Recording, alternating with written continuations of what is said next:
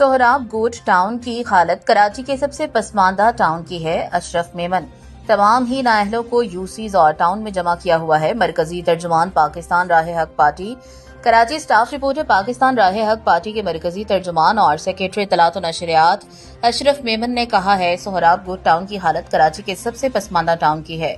यहाँ की इंतजामिया नाअहल है। पूरे टाउन और तमाम यूसियों पर एक से बढ़कर एक नाअहल, रिश्वतखोर और करप्ट लोगों को लाया गया है, जो कोई भी काम करने के लिए तैयार नहीं है।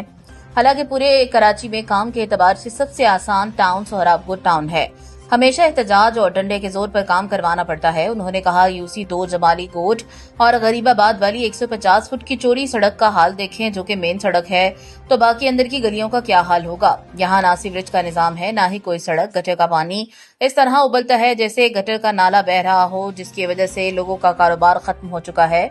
लोग गंदगी की वजह से मुख्तलिफ बीमारियों का शिकार हो रहे हैं। उन्होंने मजीद कहा, सोहराब गोट टाउन में गोशों की लीजों पर भी कोई काम नहीं हो रहा। हम पिछले कई सालों से यहाँ गरीबाबाद और जमाली गोट का केस हाईकोर्ट में लड़ रहे हैं, जबकि पीपल्स पार्टी ने ही तमाम जमीनों पर कब्जे करके गोट बनाए हैं, मगर इस लैंड माफिया ने सवाए कब्जा करने और इन पर नाजायज तामीरात के अलावा कोई काम नहीं किया। अयूब गोट चौक से भटाई चौक लासी गोट तक मरकजी सड़क मोइंजोदाड़ो का मंजर पेश कर रही है। हालांकि ये 150 फीट रोड 2 यूसियों के दरमियान की मरकजी गुजरगाह है। सिंधी बाजार लासी गोट के ताजरान सख्त अजियत में मुब्तला हैं।